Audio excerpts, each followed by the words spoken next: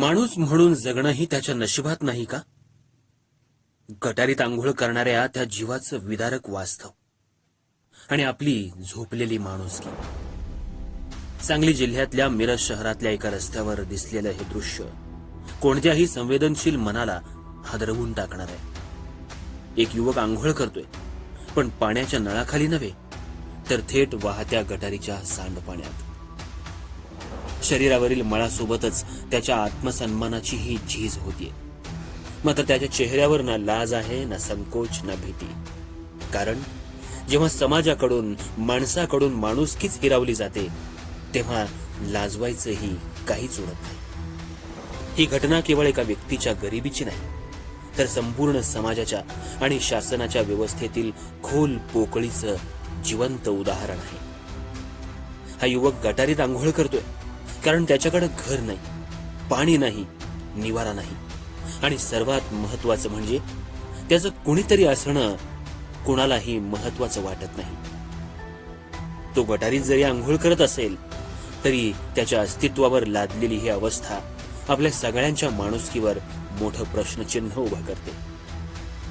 स्वच्छ भारतच्या घोषणा झळकतात, योजना लाखोंच्या जाहिरातीत दाखवल्या जातात, पण त्याचं प्रत्यक्षात काय होतं हे या युवकाच्या वास्तवातून स्पष्ट होतं. या गटारीतून फक्त सांडपाणी वाहत नाही, वाहते आपल्या व्यवस्थेची झोप, समाजाची दुर्लक्षता आणि शासनाच्या फक्त कागदी योजनांची उपहासमय वाहतूक. हा युवक गटारीत आंघोळ करतोय, पण त्याचं मन मात्र आरशासारखं स्वच्छ आहे. कारण तो कुणाकडून काहीच मागत नाही, केवळ जगण्याची मूक परवानगी मागतोय. पण आपल्याकडे त्याला देण्यासाठी ना वेळ आहे, ना सहानुभूती, ना कृती.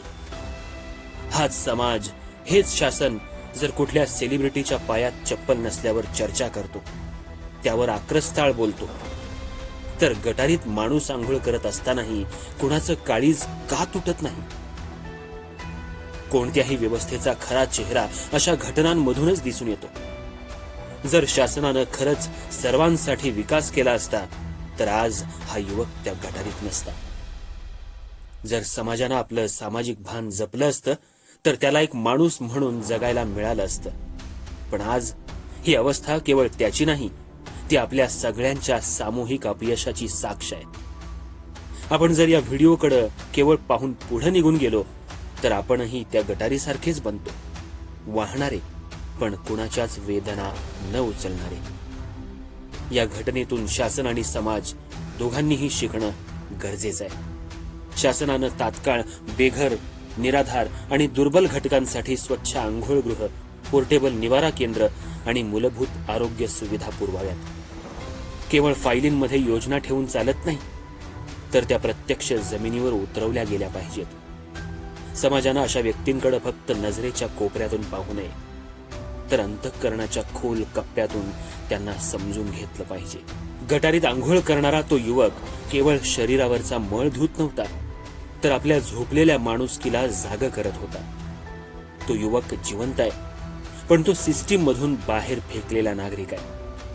अशा स्थितीतल्या त्या व्यक्तीला असहाय्य न समजता मानवतेचा एक हरवलेला भाग म्हणून स्वीकारलं गेलं पाहिजे.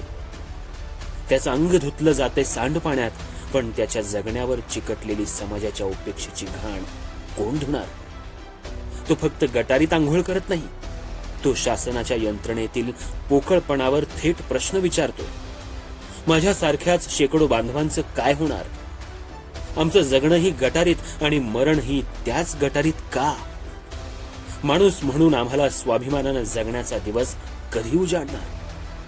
की हे आयुष्य असंच वाहत वाहत कुठेतरी सडून संपणार का? सांगली जिल्ह्यातलं मिरज हे रेल्वे जंक्शन. इथं असंख्य राज्यांना जोडणाऱ्या रेल्वेचं प्रमुख केंद्र आहे. त्यामुळं इथं असंख्य अशा भेदरलेल्या, मानसिक स्वास्थ्य हरवलेल्या, अत्यंत वेदनादायक अवस्थेमध्ये येणाऱ्या स्त्री आणि पुरुषांचा आगार बनलेला आहे. म्हणून शासनानं या ठिकाणी सुसज्ज, अद्ययावत शासनाच्या मार्फत काळजी घेण्यासारखं एखादं सेंटर उभा करता येईल का, याचाही विचार करायला हवा. फक्त स्वयंसेवी संस्थांवरती विसंबून राहून आपली जबाबदारी झटकता येईल? याचाही विचार व्हायला हवा. अर्धराज्य न्यूज चॅनलला लाईक करा, शेअर करा आणि सबस्क्राईब करा.